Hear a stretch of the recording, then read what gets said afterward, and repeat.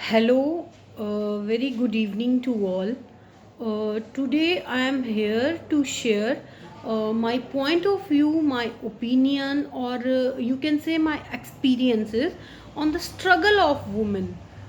Struggle which are faced by women in her daily life, right? So nowadays I will start with the topic. I will start from here that nowadays we used to say that women and men are equal in society. It doesn't matter you have a girl child or a boy, both are equal. But in actual, do we actually follow this? Do we, क्या आप, I am so sorry first of all, मुझे ये बात हिंदी में करनी है। मैं किसी को ऑफेंड नहीं करना चाहती, बट हाँ, मेरे सर्कल में कुछ ऐसी फीमेल्स हैं जिनको शायद इंग्लिश समझ नहीं आएगी, सीनियर सिटीज़न। तो मैं अपनी ये बात उन सब तक पहुंचाना चाहती हूँ, इसलिए मैं हिंदी में बात करूँगी। आई एम सो सॉरी कि मैंने स्टार्ट इंग्लिश से किया। तो मैं ये कह रही थी कि क्या हम असल मायनों में वुमेन्स और मेन को अलग मानते हैं? क्या हम उनको इक्वल मानते हैं? क्या हम ये मानते हैं कि उनकी स्ट्रगल जो है, औरतों की जो स्ट्रगल है वो ज़्यादा नहीं होती, वो मेल्स के बराबर हैं? क्या हम ऐसा मानते हैं? मुझे नहीं लगता ऐसा। मेरा इस चीज़ पे बहुत अलग सोचना है। मेरा नज़रिया अलग है शायद। हो सकता है कि आपका ऐसा ना हो, बट मेरी ये तो मैं नहीं कहूँगी कि आप मेरे नज़रिए को फॉलो करें, बट हाँ, एक बार सोचिएगा ज़रूर। तो मुझे लगता है कि जब बर्थ से ही जो है ना, जब हम लोग पैदा होते हैं, गर्ल्स जब पैदा होती हैं खासकर, तो उनका स्ट्रगल जो है वो वहीं से शुरू हो जाता है। उसी पॉइंट से जब पता चलता है कि एक गर्ल चाइल्ड हुई है, तो वहीं से उनकी स्ट्रगल जो है एट दैट पॉइंट स्टार्ट हो जाती है। बट डिफरेंस इज़ कि कुछ गर्ल्स जो हैं वो ये फील नहीं कर पाती, उन्होंने ये फील नहीं किया होता है उस टाइम, लेकिन जैसे जैसे हम बड़े होते हैं तो हम इन चीज़ों को फिर जब एक साथ इकट्ठा जोड़ के देखते हैं, अगर हम अपने पढ़ाई के थ्रू इन चीज़ों तक पहुंच पाते हैं, तो हमें समझ आता है कि हाँ, एक्चुअल में वी आर नॉट इक्वल। हम बहुत सारे डिफरेंसेस जो हैं हमारे साथ होते आए हैं और होते रहे हैं। तो अपनी कुछ एग्जांपल्स भी दे दूंगी अपनी बात को बताने के लिए कि ऐसा हुआ है और ऐसा होता है, मैंने देखा है।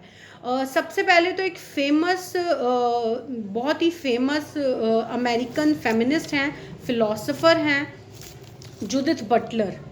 तो वो कहती हैं कि वो ही ये बात कहती हैं एक्चुअली, कि जब बच्चे पैदा होते हैं ना, एक बॉय और एक गर्ल, वहीं से जो है उनके साथ डिफरेंसेस स्टार्ट हो जाते हैं। उनको कलर्स उनके लिए डिफ्रेंशिएट किए जाते हैं, टॉयज़ अलग किए जाते हैं। अमेरिकन फ़िलासफ़र भी हैं। तो मैं इस चीज़ को तो एक्चुअल में बहुत फॉलो तो नहीं करती हूँ, लेकिन हाँ, मैंने ये अपने साथ फील की है, मेरे साथ हुई है ये चीज़। तो सबकॉन्शियसली कॉन्शियसली ये चीज़ हमारे साथ होती ही है, मोस्ट गर्ल चाइल्ड्स के साथ होती है। और जैसे कि मैं बताती हूँ, हम दो, वी आर टू सिस्टर्स, एक एग्जांपल अपना ही दे रही हूँ। हम लोग दो सिस्टर्स हैं, और मोस्टली जिनके जो दो सिस्टर्स हैं, या जिनके घर जिन पेरेंट्स के घर, कपल्स के घर गर्ल चाइल्ड होंगी ना, उन्होंने ये ज़रूर फेस किया होगा। जैसे हमें पूछा जाता है कि अच्छा भाई नहीं है, यूजुअली यही क्वेश्चन होगा, भाई नहीं है। अच्छा, वो मोस्टली हमें तो चलो कुछ नहीं कहेंगे, क्योंकि दे नो कि we are not that much but little bit educated, और जो भी है थोड़ा सा हमने, चलो जो भी पढ़ाई वढ़ाई की है, तो हम लोग मे बी आर्ग्यूमेंट कर दें।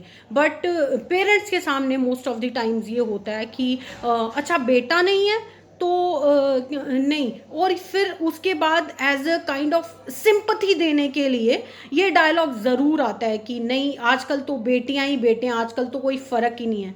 अगर फ़र्क नहीं है तो ये डायलॉग क्यों आ रहा है? ये डायलॉग क्यों स्टार्ट होता है ये डायलॉग? ठीक है, ये बातों को चलो, बहुत सारे पॉइंट्स हैं, बहुत सारे एग्जांपल्स हैं, maybe I will share these point by point, but जिस पे आज मैं जो मेरा मोटिव है इस वीडियो को बनाने का ना, वो ये है कि जो वुमेन की struggle from their age from 20 to 30 के बीच में जो उनकी स्ट्रगल होती है ना, उस पे मैं ज़्यादातर एक्चुअली बात करना चाह रही हूँ। एज टू बी ऑनेस्ट कि मैं I am near to 30s in my life, और इस टाइम पे ना मोस्ट ऑफ द फीमेल्स को ये प्रेशर्स फैमिलीज़ देना स्टार्ट कर देती हैं, और मे बी फैमिलीज़ नहीं भी देंगी, लेकिन रिलेटिव्स जो हैं फैमिली को प्रेशराइज करना स्टार्ट कर देते हैं कि हाँ अब देखो कोई, एंड अब शादी भी करनी है। अच्छा, पहला पॉइंट कि क्या कर रही हो बेटा आजकल, है ना, फर्स्ट पॉइंट ये होगा कि क्या कर रही हो आजकल। अच्छा चलो, अच्छा हाँ, आजकल लड़कियों का पढ़ना भी बहुत ज़रूरी है, क्योंकि नौकरी वाली लड़की सबको चाहिए, बिना नौकरी के तो कोई नहीं रखना चाहता। और मेरी एज तक मेरी जो बहुत सारी क्लासमेट्स हैं, स्कूल मेट्स थी, मेरी फ्रेंड्स थी, और अब कलीग्स भी हैं, mostly I think 90% are married before 30s ना, बिफोर 30s। और अगर वो जॉब मान लीजिए कि शादी से पहले जो भी फीमेल्स जॉब कर रही हैं, तो उसमें से आधे से ज़्यादा तो घर ही बैठ जाती हैं शादी के बाद, क्योंकि उनको जॉब छोड़नी पड़ती है। मोस्टली प्राइवेट सेक्टर की बात कर रही हूँ, गवर्नमेंट में नहीं, प्राइवेट सेक्टर की बात कर रही हूँ। और मेट्रो सिटीज़ में कंटिन्यू रहती हैं, पर वहाँ ऐसा होता है कि चाइल्ड होने के बाद उनका जो स्ट्रगल है, तो चाइल्ड होने के बाद उनको छोड़नी पड़ती है, और वहाँ से मेन जो है उनकी लाइफ में गैप क्रिएट हो जाता है, जिसकी वजह से कॉरपोरेट में हम कह लेते हैं कि most of the positions are hold by males ना, और सीनियर पोजीशन पे जो है मेल हैं। और अगर कोई फीमेल सीनियर पोजीशन पे होगी भी, तो ये तो मैंने अपने आंखों से देखा और सुना है। अब इनको मैडम बोलना पड़ेगा ना, अब मैडम हमारे साथ काम करेंगी। तो एक्चुअल स्ट्रगल जो है ना, वो शादी के बाद ही शुरू होता है, टू बी ऑनेस्ट ना, सच में। तो जो प्रेशर है 30s के नियर अबाउट आफ्टर 25 to 30, वो दिन ब दिन बढ़ता जाता है, और हर किसी पे। मेरी नीड्स हैं, शादी मुझे करनी है, लेकिन करवानी रिश्तेदारों को है, प्रेशर उनको देना है, बोलना उनको है। लेकिन और फिर अब आजकल एक बहुत सी कॉमन सी चीज़ मैंने देखी है ना, कि बहुत एक कॉमन सा डायलॉग आया कि करनी तो है ही ना, after all I am independent, मैं अपने पैरों पे खड़ी हूँ। नीड पार्टनर की नीड होती है, मैं अपना आई एम अर्निंग कि नॉट दैट मच, लेकिन मैं सेल्फ डिपेंडेंट तो हुई कि अपने लिए खुद का अपनी चीज एटलीस्ट अपने एक्सपेंसेस मैं खुद कर सकती हूँ। तो लेकिन इसका पता भी उनको है। लिटरली मैं एक बात बताती हूँ कि जब से मैंने जॉब स्टार्ट की थी, तो मुझे एक मेरी फीमेल फ्रेंड ही थी, तो उन्होंने मुझे ये बात कह दी थी कि क्या कहते हैं, मैंने उनसे कहा तुमने लिटरली शादी नहीं करनी। मैंने कहा अभी तो कोई प्लान नहीं है, ये example I am just giving you, मैं किसी को ऑफेंड नहीं करना चाह रही, जस्ट टेलिंग कि ऐसा होता है, इस तरह से हमारी स्ट्रगल है, इस तरह हम हर रोज़ किसी के कमेंट्स सुन रहे हैं, किसी के कमेंट्स का रिप्लाई कर रहे हैं, फिर उसमें आके शाम को डिप्रेशन में हो रहे हैं, लेकिन हर किसी को बोलना ज़रूरी है, क्योंकि उनको अपना पॉइंट ऑफ व्यू रखना बहुत ज़रूरी है। तो डायलॉग वॉज दैट कि अच्छा करनी तो है ही ना, तो आई सेड कि पहले करियर सेट कर लेते हैं, उसके बाद देखेंगे। अगर तेरे पास कोई तो डायलॉग ये था कि तेरे पास कोई बात करने को ही नहीं होगा, तो पैसे को क्या तुम चाटोगी। This was the actual dialogue. And आज वो अपने घर बैठी हुई हैं, शादी करके बच्चे पाल रही हैं। ये सब एक्चुअल डायलॉग मुझे बोले गए थे उनके द्वारा। एंड आज वो शायद वो मुझसे ज़्यादा ही इंटेलिजेंट भी होंगी या कुछ भी होगा। आज मैं उनको जानती नहीं हूँ, और मुझे ध्यान भी नहीं है कि वो अब कहाँ हैं, मेरा कोई कांटेक्ट भी नहीं है उनसे। तो मैं ये कह रही हूँ कि डिस्कस तो हर कोई कर लेता है इन सब चीज़ों को बोल भी कोई भी लेता है, लेकिन क्या हम लोग जब फील करते हैं ये चीज़ें, तो हम लोग ये सब चीज़ें अपनी फैमिली में इसके अगेंस्ट खड़े नहीं हो पाते, इसको अपने पेरेंट्स को बोल नहीं पाते, उन रिश्तेदारों को नहीं बोल पाते, या शायद कहीं ना कहीं हम फीमेल जो हैं सरकमस्टांसेस को एक्सेप्ट कर लेती हैं, क्योंकि ये पॉइंट बोलते बोलते कि हमें एक दिन दूसरे घर जाना है जाना है जाना है, ये पॉइंट बोलते बोलते शायद हमारे दिमाग में इतना बैठ जाता है कि हमें लगता है कि हम लोग, टू बी ऑनेस्ट, हम लोग जब हमें अपना घर छोड़ के एक शादी के बाद जाना पड़ता है, हम लोग रोते तो बहुत हैं और इमोशंस बहुत हैं। मेरी कई सारी फ्रेंड्स हैं जिन्होंने मुझे ये कहा कि एक फीमेल होना बहुत टफ है, दूसरे घर जाना इज़ वेरी टफ, जहाँ आपके रूट्स हैं उसको छोड़ के आपको नए घर में एडजस्ट करना है, इज़ वेरी टफ। लेकिन फिर भी हम लोग जा रहे हैं, हम लोग ये नहीं कर रहे कि हम बैलेंस में आए, इक्वालिटी पे आ जाएं, कि हम लोग अपना घर छोड़ें अगर तो वो भी छोड़ें। अब उस पे एक अलग डिबेट बनता है, we will discuss some another day कि उस पे क्या करना चाहिए, मुझे क्या ऐसा पॉइंट लगता है। और बहुत सारी ऐसी चीज़ें हैं, हमारे कपड़ों को लेके टॉन्ट किया जाता है, हमें अलग अलग चीज़ें कही जाती हैं। हार्डली मेरे साथ कॉरपोरेट में एक बार किसी के साथ मेरा एक आर्ग्यूमेंट हुआ, तो उन्होंने मुझे लिटरली ये कहा कि लड़कियां जो हैं वो लड़कों के बाउंड्री में इंटरफेयर कर रही हैं, वो हमारी तरह जीन्स पहनती हैं, आपके लिए सूट बने हैं, आप सूट पहनिए। एंड इन माय चाइल्डहुड, मेरे चाइल्डहुड में मेरे जो फैमिली में रिलेटिव्स हैं, मुझे अभी भी वो डायलॉग याद है कि अच्छे घरों की लड़कियां जीन्स नहीं पहनती, सूट पहनती हैं। माय पेरेंट्स, मेरे फादर ने मुझे मेरे बर्थडे पर जीन्स शर्ट गिफ्ट किया था, एंड उस टाइम ये डायलॉग आया था कि अच्छे घरों की लड़कियां ऐसे कपड़े नहीं पहनती।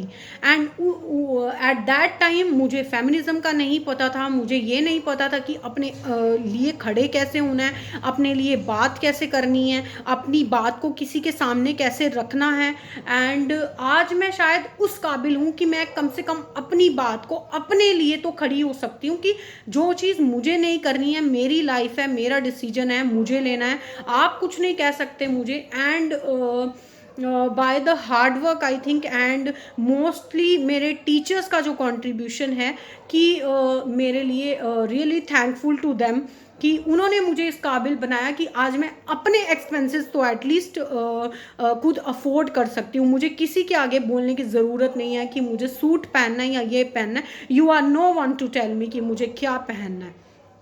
तो आज के लिए मेरा बस इतना मोटिव था कि हम लोग इस बात को सोचें, हमारे साथ जो हर दिन हो रहा है, हर डेली रूटीन में हर रोज़ हमारे साथ जो हो रहा है, हम उसको फील करें, हम उसके अगेंस्ट खड़े हों, हम अपने लिए बोलना शुरू करें और एटलीस्ट सेल्फ डिपेंडेंट हो जाएं, सो दैट हमें चाहे हम आज बहुत मोस्ट ऑफ द फीमेल्स जो हैं जिनकी शादी भी हो गई है, आई थिंक सब पढ़ी हुई हैं, ऐसा बहुत ही रेयर होगा कि किसी की एजुकेशन कम कंप्लीट हुई होगी most of the time. Rural areas में एक अलग सिचुएशन है, उसकी भी अलग एक क्या कहते हैं आर्ग्यूमेंट्स हैं, उसके अलग पॉइंट्स हैं, अलग एक डेटा है जो निकल के आता है।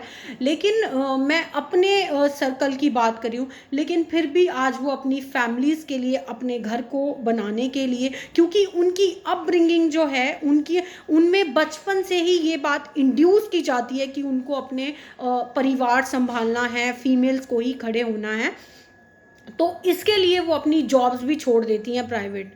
आई रिक्वेस्ट टू ऑल वुमेन्स, आप अपना सेल्फ डिपेंडेंट बने, आप किसी को एम्प्लॉयमेंट दें। अगर आप अपना भी कुछ बिजनेस स्टार्ट कर सकते हैं, कुछ भी स्टार्टअप स्टार्ट कर सकते हैं। जस्ट मुझे याद है कि हमारे नियर बाय में जो फीमेल्स जो हैं स्टिचिंग करती थी एंड उनके पार्लर्स होते थे, उनको भी बहुत क्रिटिसाइज़ किया जाता था कि अब ये भी यहाँ काम करेंगी, ये अपने पैसे कमाने के लिए इन्होंने ये किया है। आई रिक्वेस्ट कि वो अपने पैसों से एटलीस्ट सेव करके अपने बिजनेस को बढ़ाएं। जिनके छोटे पार्लर्स हैं वो उनको बड़े करें, जो स्टिचिंग करती हैं वो अपने बुटीक्स बनाएं, सब इंडिपेंडेंट बने, सब अपने लिए खड़े हों। और खासकर ये जो हमारे ये स्ट्रगल जो है हमारी, ये तभी ख़त्म होगी जब हम सब एक साथ खड़े होंगे। हम सब, इवन कि छोटे से छोटे रूरल एरिया में एक गांव की भी औरत जो है जब बोलना स्टार्ट करेगी, मुझे लगता है तभी हम इंडिपेंडेंट बन पाएंगे, तभी हमारी स्ट्रगल जो है वो ख़त्म हो पाएगी और हम एक इक्वालिटी पे पहुंच पाएंगे। हम कहते हैं कि फीमेल्स आज वहाँ पहुंच गई हैं, वहाँ पहुंच गई हैं। हमें आपसे कुछ नहीं चाहिए, हमें आपसे बिल्कुल भी ये नहीं चाहिए कि हम मेल से बड़े हों। सोसाइटी जो है दोनों जेंडर इक्वल हैं। There are other genders also, वो भी हमारे इक्वल हैं, हमें सबकी रिस्पेक्ट करनी चाहिए। लेकिन मैं ये कहूँगी कि खासकर स्पेशली जो वुमेन्स हैं वो अपने लिए स्टैंड लें, अपनी बात को रखें सबके सामने। उन्हें जो फील होता है, वो भी घर बैठ के परेशान होती हैं, उनको भी बाहर जाने का हक है। वो भी अपने चाइल्ड्स को जो हैं साथ लेकर जॉब करें अगर उनको अलाउ किया जाता है उनकी कंपनीज़ में, जैसे भी वो मैनेज कर सकती हैं। लेकिन ज़रूर सेल्फ डिपेंडेंट बने। आज के वीडियो जो बनाने का मेरा क्रक्स है वो यही था। फ़िलहाल के लिए आज के लिए इतना ही। और मैं आपसे ये नहीं कहूँगी कि दैट मच कि इन द एंड मैं इतनी कैमरा फ्रेंडली नहीं हूँ। डिस्टर्बेंसेस के लिए, बैकग्राउंड के लिए आई एम सॉरी अगर किसी को अच्छा ना लगा हो। लेकिन मैं शेयर करने के लिए भी नहीं कहूँगी, बस मैं ये कहूँगी कि प्लीज़ प्लीज़ प्लीज़ इस बारे में सोचिए, ज़रूर अपने लिए खड़े हों, अपने लिए बोलें। और एटलीस्ट जो आपने स्टडी किया है, जिसके लिए आप हमेशा से इतने सालों तक पढ़ती आई हैं, अपने लिए रात भर बैठी हैं, एटलीस्ट अपने लिए खड़े हो जाइए, अपनी बात को रखिए सबके सामने। चाहे वो आपके इन लॉज हों या आपके कोई भी हों, आपके कॉरपोरेट में हों, अपनी बात को रखना ज़रूर सीखिए। क्योंकि मैं हर दिन ये फील करती हूँ कि हम लोग अपनी बात को रख नहीं पाते हैं, हम लोग अपनी बात को प्रेजेंट नहीं कर पाते हैं, क्योंकि most of the majority positions पे जो हैं वो मेल्स हैं। तो हाँ, there are very less womens on the higher position in corporate. तो हम लोग अपनी बात को रखना ज़रूर सीखें, अपनी बात को प्रेजेंट करना ज़रूर सीखें। Thank you very much. और प्लीज़ आप लोग भी ऐसे कुछ जो भी आप इस पे कहना चाहते हो, मुझे बताना चाहते हो, प्लीज़ आप लोग भी मुझे बताइए कि आप लोगों का स्ट्रगल कैसा है, आप लोगों के साथ भी क्या ऐसा स्ट्रगल हुआ है कि आपने अगर, लेकिन सॉरी, इन द लास्ट में एक बात मुझे और ध्यान आई है, आई एम सो सॉरी, वो मुझसे माइंड से स्किप हो गई थी कि हम लोग स्ट्रगल सब करते हैं, लेकिन हम लोग अपनी स्ट्रगल बताते नहीं हैं कि नहीं हमारा तो बहुत अच्छा लाइफस्टाइल था, हम तो one of the best lifestyle जी रहे थे।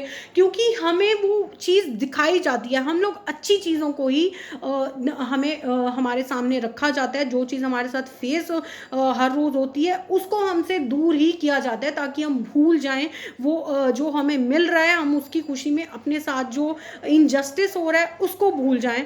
तो प्लीज़ प्लीज़ प्लीज़ कि आप उन सब चीज़ों के बीच में अपने साथ गलत हुए को ना भूलें, उसको भी याद रखें और उसको सोचें, उसके लिए खड़े होना सीखें, अपनी बात को रखना सीखें। थैंक यू आज के लिए, थैंक यू सो मच आप सभी का। और प्लीज़ प्लीज़ प्लीज़ अपने लिए ज़रूर खड़े हों।